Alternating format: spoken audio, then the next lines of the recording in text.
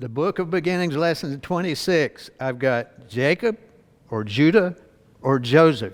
And you'll see why I'm asking this question now. And I'm going to go back to the 37th chapter where we were last time because it started out talking about Joseph. But the reason I asked that question, and you'll see it as we get in through tonight, a story you've heard more than one time, but it said Jacob lived in the land where his father had stayed, the land of Canaan. It says these are the family records of Jacob. Then it immediately says at 17 years of age, Joseph tended sheep with his brothers. And so it goes from talking about Jacob to talking about Joseph, and all the rest of the book of Genesis, for the most part, talks about Joseph, except for the chapter we're going to be talking about tonight, because it's going to be talking about Judah. So it introduces this by saying, these are the family records of Jacob. Then it starts talking about Joseph. Then he gets sold into slavery, and the chapter we're getting into tonight is going to be talking about Judah. So did I get them all right? They're all J's. So at the end of Genesis 37, so they took Joseph's robe, slaughtered a young goat, and dipped the robe in its blood. They sent the robe of many colors to their father and said, "We found this. Examine it. Is it your son's robe or not?" Then in 33rd verse, his father recognized it. "It is my son's robe," he said. "A vicious animal has devoured him. Joseph has been torn to pieces."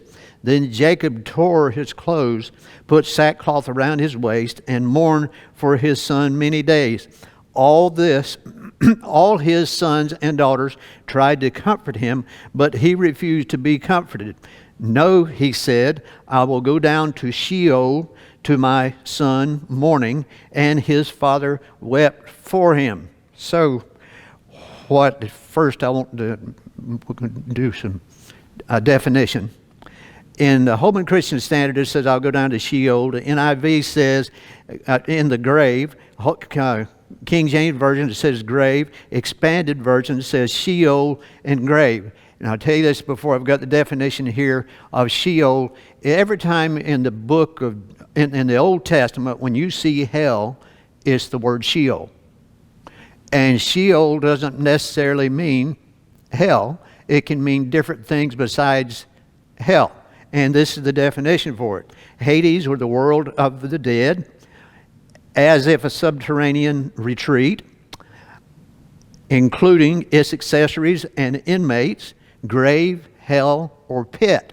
So in the King James, it says, and the Holman Christian Standard, the words that they use there, the only one that says Sheol is the Holman Christian Standard Version, the only one that I've found. There might be others than that, and they use the word Sheol, which is good because he wasn't talking about he was going to go down to hell. He was talking he was going to go to the place of the dead, the place of the departed, that have left this world. So that's what he's talking about. Just think about that for just a minute. Just an observation here. It says his sons and daughters. There's a Jewish rabbi that I read from, and he said that Jacob only had one daughter because it named Dinah, who we talked about the last time, and he said so he only had one daughter. This says his sons and daughters. Because they only named one does not mean he only had one daughter. It means they named that one because there was a particular reason why, and that's what we talked about the last time, is what happened with her, or the time, whichever time it was, we talked about what happened with her and what happened with Simeon and Levi, what they did in killing Shechem and his father and all the men in the community because he had raped their sister Dinah. She was one of Leah's daughters, one of her children. So we're going to go to the 38th chapter, verse 1. Genesis 38:1. This is an interesting chapter. At that time, Judah left his brothers and settled near an Adullamite named Hira. There Judah saw the daughter of a Canaanite named Shua. He took her as a wife and slept with her. She conceived and gave birth to a son, and he named him She conceived again, gave birth to a son, named him Onan. She gave birth to another son and named him Shelah. It was a Kezib is the way I pronounce this, and that's the way most people do. I doubt that that's right because it's a Hebrew name. That she gave birth to him. Okay, we got a detour here in the story of Joseph. So the question is, you don't have to answer this now. I'm not going to necessarily answer this now. Hopefully we'll answer this to some degree by the time I get to the end of this chapter, which we're going to cover this chapter tonight. Why is this story concerning Judah inserted here in the story about Joseph? It seemed like it's out of place. There's some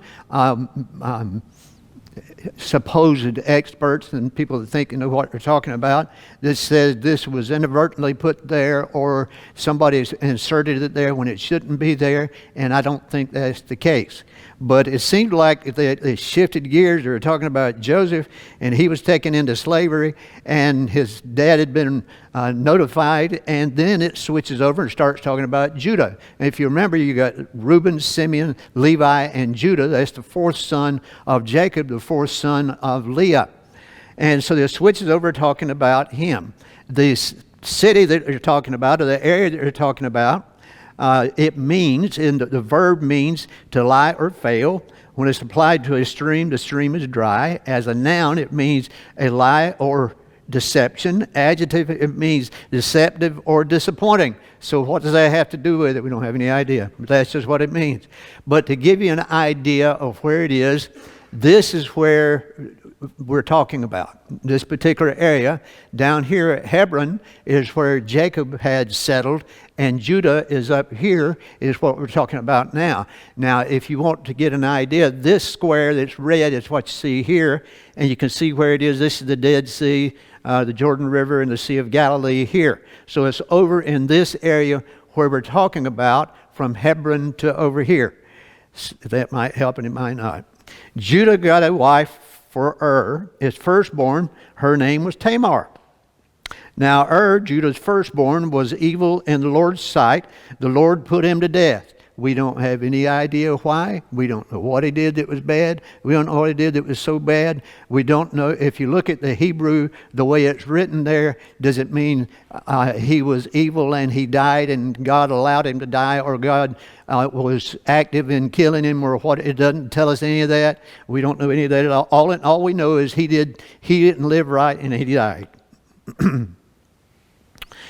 7th verse says, Now Judah's firstborn, was evil in the Lord's sight, and the Lord put him to death. Then Judah said to Onan, that's the second son, Sleep with your brother's wife, perform your duty as her brother-in-law, and produce offspring for your brother. Now to us, that's a strange seeming thing. We would not particularly like that idea if it was us and we were involved in it, but where did that come from? And that was a custom of that day. This particular phrase, a levirate marriage, that comes from the Latin, so that's not at that particular time, but that was practiced even back in those days. And the definition to that is a marriage with a brother-in-law.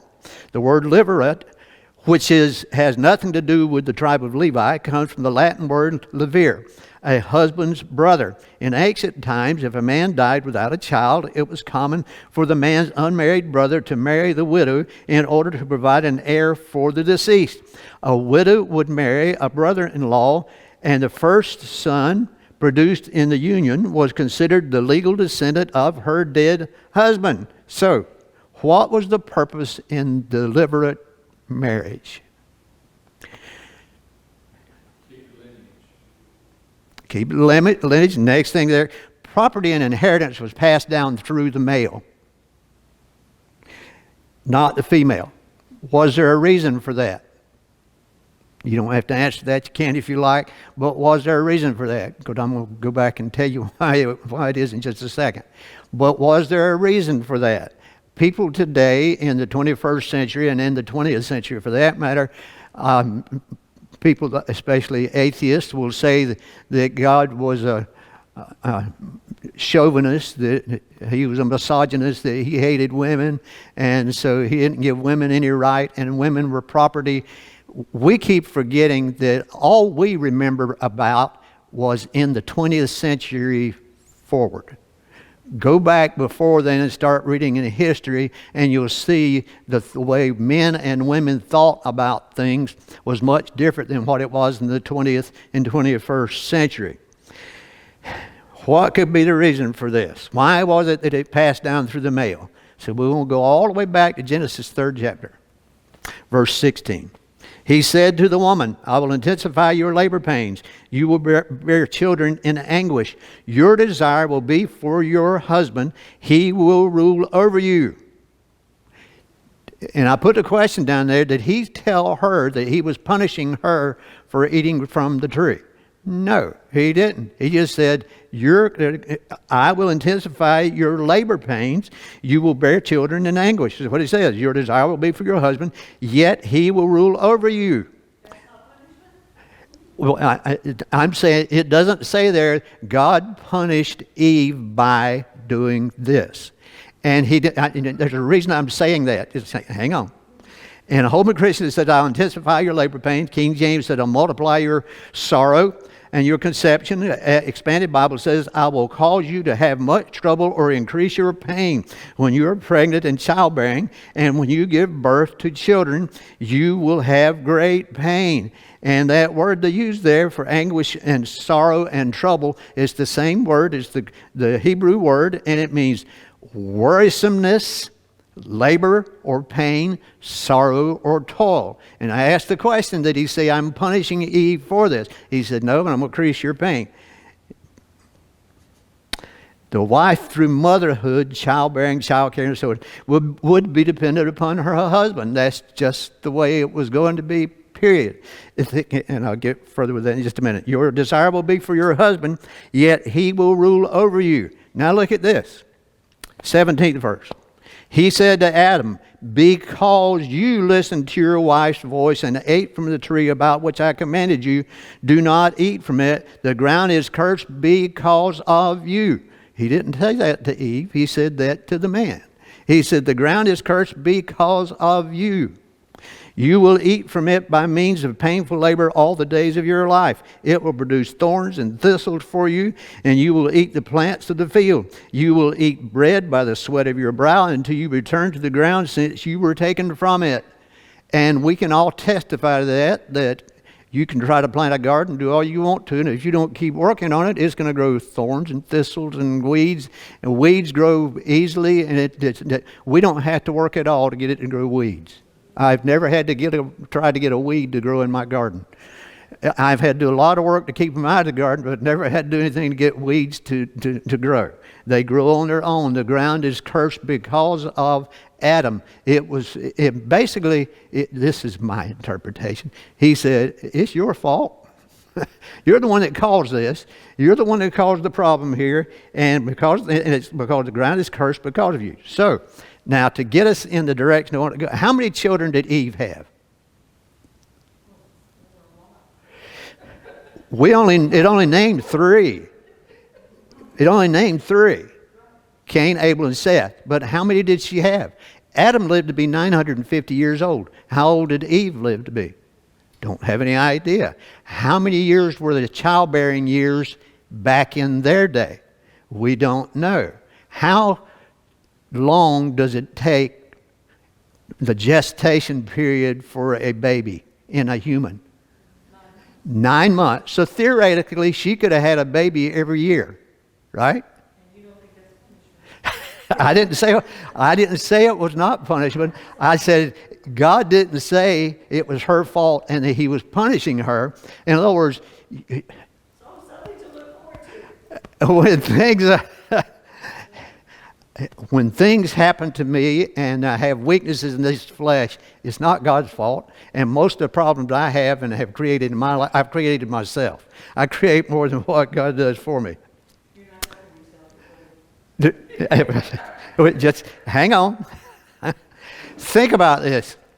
If A woman had back, you're talking about back then now. Don't think in 20th century, 21st, even 19th century. Think back, way back before the time of Jesus was on the earth, and then right on up until the 18th century, as far as that goes, 18th, 19th century. A woman has a baby. She's pregnant for 9 months. Towards the end of that 9 months, how helpless do you feel? How much do you want to do anything when you get to the end of that 9 months? How many times did they do it? Okay, so okay, so hang on. Well, I understand, but listen where I'm coming from. No, you just hang on. We're talking about this marriage relationship with and Onan, okay, and then Shelah. It's where I'm coming from. So I'm coming in at the back door. So if you have a woman has a baby, she's at the end of pregnancy, it's hard. Once they had the baby, there's some downtime. Then the only one that can feed that baby is who? The mother, because men don't breastfeed very well. They try to claim but anyway, a woman. So the woman has to take care of her. A year later, she has another baby. She has a 1-year-old and she has a newborn. A year later, she has another one. Now she has a 3-year-old, a 2-year-old, a 1-year-old, and a newborn. I mean, it can go on. So what is she going to be doing all the time? So she's going to have to take care of the child. So somebody is going to have to take care of her, more so than today. So she has to be answerable to her husband, because there are times when she can't take care of herself, when she can't work in the field, and there's times that she will. She had to work too. The curse was on man, period. So it had to be done. The point I'm getting at is the reason the inheritance was passed down through the male and the woman had to answer to the male is because he had to be the one that took care of her and took care of and provided for her during times when she couldn't do it herself. She would be, when the baby's got to be fed, the baby's got to be fed. It doesn't matter if the crop's got to be harvested or whatever. And so she's going to have downtime with these babies. She's going to need taken care of. So it's not a curse on women, but it's not a fun process. Levirate marriage was established to provide for the wife. That's the purpose in this arrangement. Not to be weird and strange, but it was for a purpose. It was to take care of the wife because the inheritance was passed down through the male. And I put the question here, did he provide something similar to that in the law when the law came along? So to answer your question that you didn't ask, that I asked, Deuteronomy chapter 25, verse 5. When brothers live on the same property and one of them dies without his son, the wife of the dead man may not marry a stranger outside the family.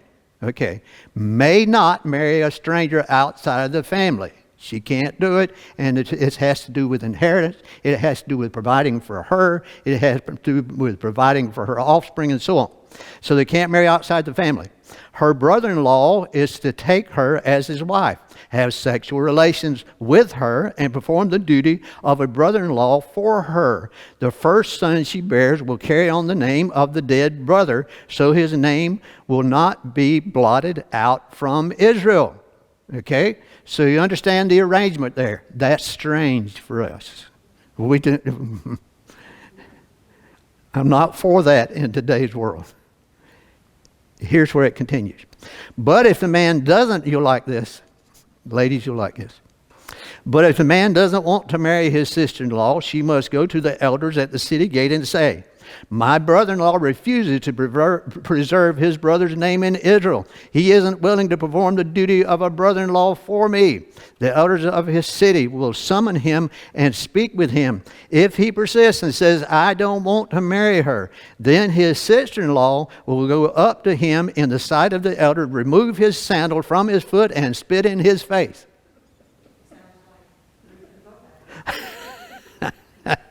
Yeah, it's kind of, that's what.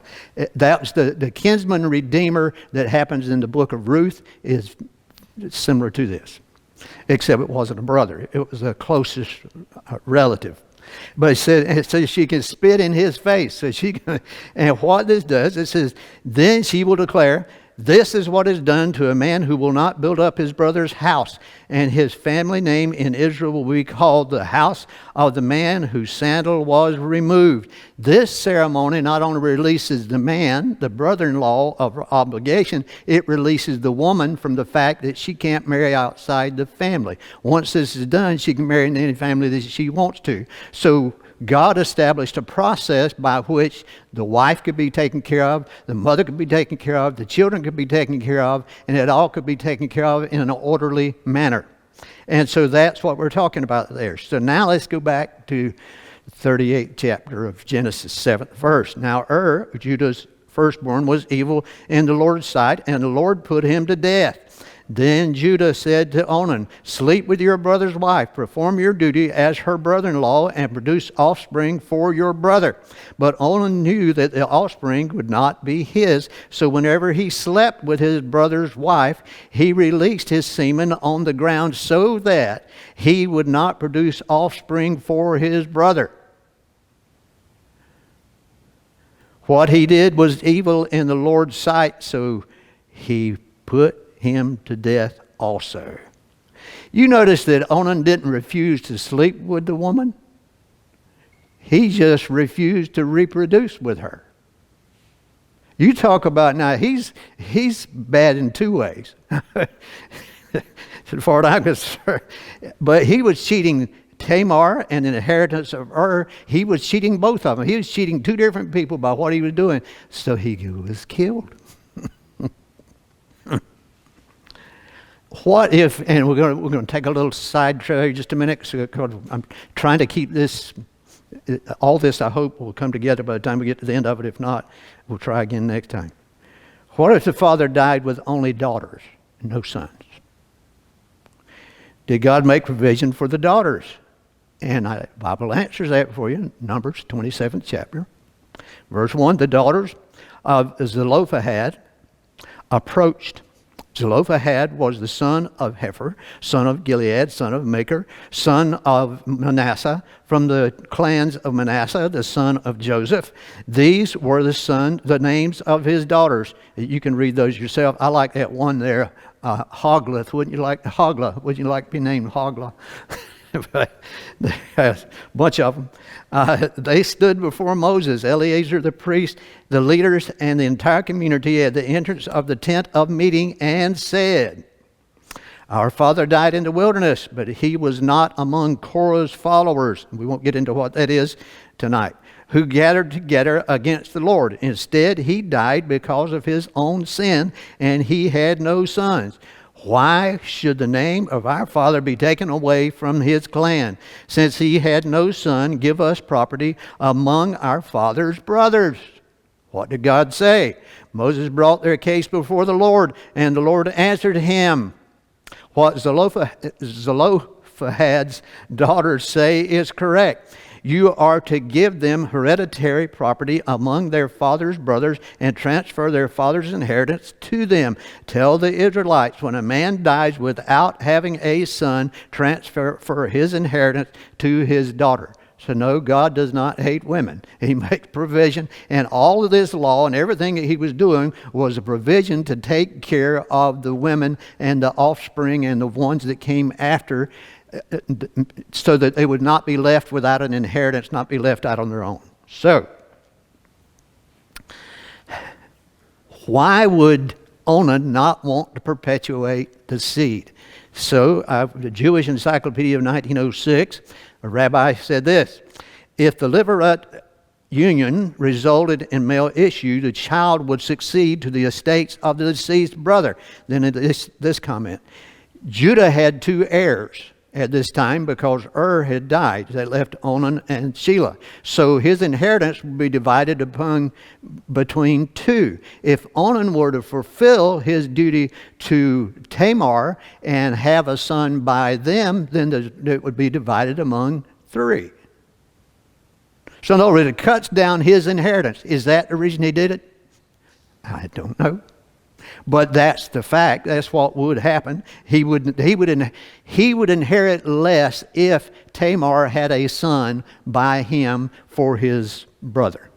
So to cut down the inheritance. And greed is a strong motivational force for human beings.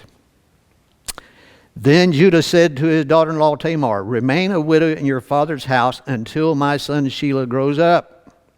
For he thought he might die too, like his brother. So Tamar went to live in her father's house. What would you think if you were in Judah's place? This woman, I don't know whose fault it is, but 2 of my sons are dead having to do with her. I don't know what it is.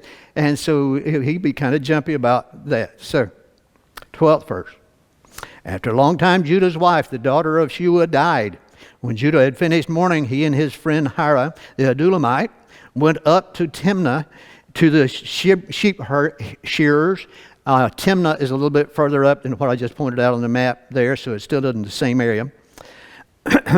Your father-in-law is going up to Timnah to shear his sheep. So she took off her widow's clothes, veiled her face, covered herself, and sat at the entrance of Enim, which is on the way to Timnah. For she saw that though Shelah had grown up, she had not been given him as a wife. When Judah saw her, he thought she was a prostitute, for she had covered her face. She was smart enough to be able to figure out how old this boy was. And she had not been sent for to be his wife, so she decided to take matters into her own hands. He went over to her and said, "Come, let me sleep with you." For he did not know that she was his daughter-in-law. She said, "What will you give me for sleeping with me?" "I will send you a young goat from the flock." That sounded like a fair deal. "I will send you a young goat from the flock," he replied. But she said, "Only if you leave something with me until you send it." "What should I give you?" he asked. Tamar is a pretty smart cookie. She wants her inheritance, but she wants a guarantee. She answered, "Your signet ring, your cord, and the staff in your hand." So he gave them to her and slept with her, and she got pregnant by him. Look what she asked for. She asked for the things that would identify him. That's like if they said, "Give me your Social Security card and your driver's license today." Because anybody that saw those 3 things would know whose it was. And she knew that. But Judah is an upright, devout man, right? Yeah. This is, okay. When Judah sent the young goat by his friend the Adullamite in order to get back the items he had left with the woman, he could not find her. He asked the men of the place, "Where is the cult prostitute?" Notice what it said, the cult prostitute who was beside the road at Enim. "There has been no cult prostitute here," they answered. So the Adullamite returned to Judah, saying, "I couldn't find her. And furthermore, the men of the place said, 'There has been no cult prostitute here.'" Judah replied, "Let her keep the items for herself. Otherwise, we will become a laughingstock. After all, I did send this young goat, and you couldn't find her." So he did his part. He fulfilled his part. He said, "I can't say anything else about it because I have to admit what's going on in order for this to happen. So we're not going to say anything about it." And so I want to go back to the thing of the cult prostitute. Why did they use that particular term? Throughout history, and I've got some examples, I'm not going to read all of them. Corinth's temple of Aphrodite, the temple of Aphrodite, owned 1,000 prostitutes. You go, the guy tells his wife, "I'm going to the temple to worship." Don't believe him. Pardon me? Oh, yeah. Yep. Next one down here is a more modern one, 1984, the member of this particular cult. Then The next one is a Hindu one. The servants of God are sacred prostitutes in India to this day. Okay?